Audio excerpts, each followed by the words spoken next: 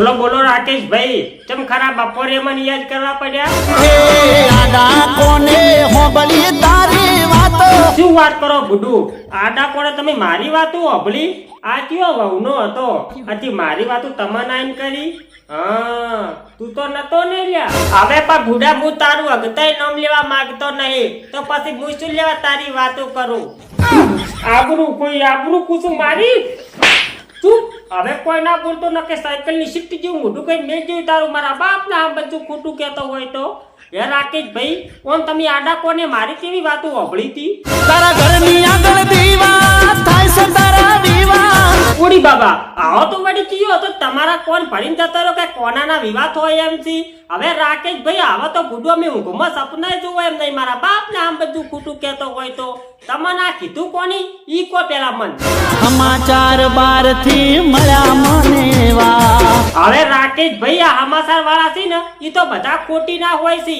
આ જ્યારે તમે પૈણ્યા તાર તમે મન પાલટી આલી હતી, બરોબર? હવે જ્યારે હું પૈણ્યું તાર તમને પૂછું પાલટી આલ્યું. અને બીજી વાત શું ખબર છે કે હું હજી પૈણ્યો નથી, જાર પૈણ્યું તાર પૂરું પાલટી આલું કે આપણે બે ની ઓઢો થઈ તો મને ખબર છે પૂછું. રાકેશભાઈ, તમને શું લાગે છે કે હું પૈણતો હું અને તમને કીધા વગર રૂ એમ? અરે બુડું, તમને કીધા વગર ના રૂ હું કદી પૂછું? પહેલી કંકુતરી તમારા ઘરે આલવા આવું હું, તમને કીધા વગર રહેતો છું હું?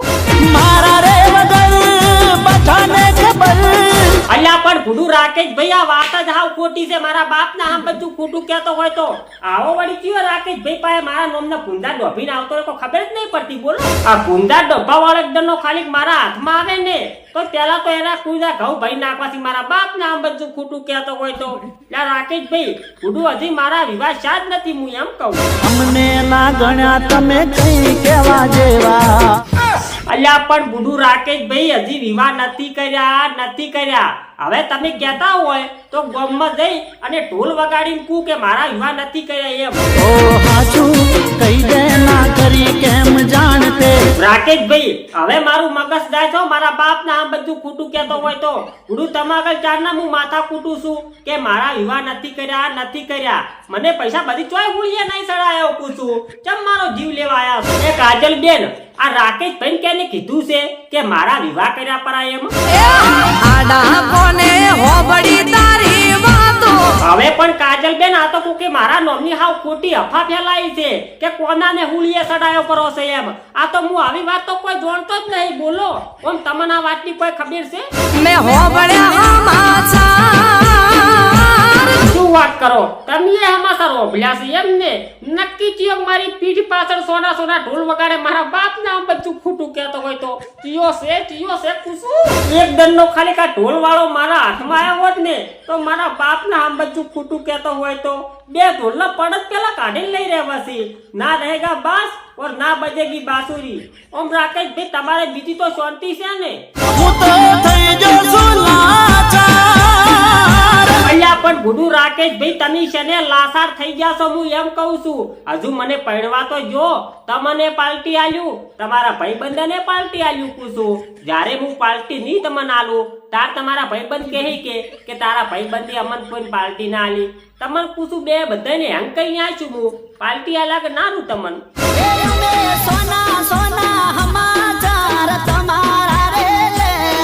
હા, તમે તાર બધા પાસે બુડું સોના સમાચાર લેજો. મેં તો ના પાડી કે આ કોનાના વિવાહ થઈ ગયા કે નહીં થઈ ગયા એમ. બધા પાસે સમાચાર લેજો, એમાં આપણે એવું કોઈ સેજ નહીં પૂછવું. તમે તાર જેના પાસે લ્યા હોય સમાચાર એને પાસે લઈ લેજો. મારો રોમ તારું સપનું પૂરું કરશે. હવે તો રાકેશભાઈ, સપના તો પૂરા કરવાનો જ છે કે.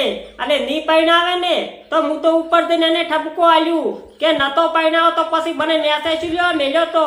હું શું કહું કાજલ બેન, તમારા ભાલમાં કોના માટે જો કોની હોય ને તો મને કહેજો. શું કીધું?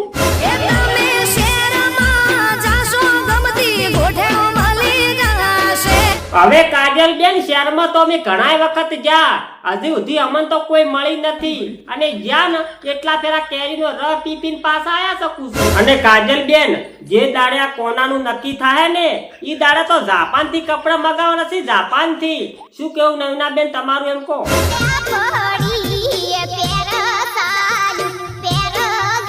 આપણી પહેરતા પણ કદાચ નૈના બેન અમે જાપાન ની પહેરશો તો થાય શું ઈ કોઈ પેલા તમે મન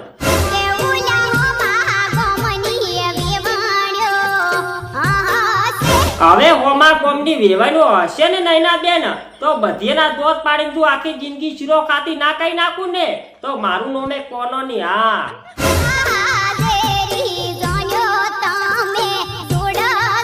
હવે જોઈન તો જોડવાની છે નૈના બેન જોન ને તો આડી પાડીને જોડવાની છે ને અડાકે ને ધડાકે ને બંદૂક ના પડાકે પડવાનું છે કુસુ બારે તો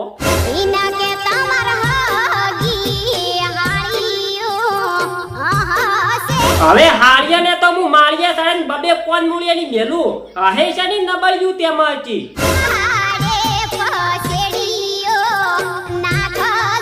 હવે પણ એમાં નૈના બેન વાડે પછેડ્યું તો નાખવાની આવે છે આખી વાડે ઘટે નાખા જ ના ચાલે અને વાડે પછેડી નાખવાનું કેમ કોસો તમે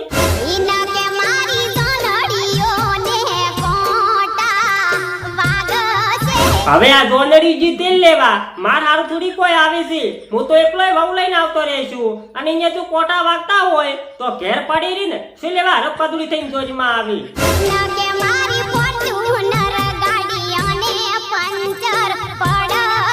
તો જય માતાજી મિત્રો આ વિડિયો છે ને ખાલી મનોરંજન માટે બનાવ્યો હતો કોઈએ દિલ પર લેવો નહીં અને તમને તો ખબર જ છે કે અમે દરેક કલાકારનું દિલથી સન્માન કરીએ છીએ મારા બાપ નામ બધું ખોટું કહેતો હોય તો એટલે તમને જો આ વિડિયો ગમતો હોય તો વિડિયોને લાઈક કરજો અને ચેનલમાં કોઈ નવા ટબચા હોય એટલે કે કોઈ આયા હોય તો ચેનલને સબસ્ક્રાઇબ કરવા ના ભૂલતા જય માતાજી બધા મિત્રોને રોમ તારું સપનું પૂરું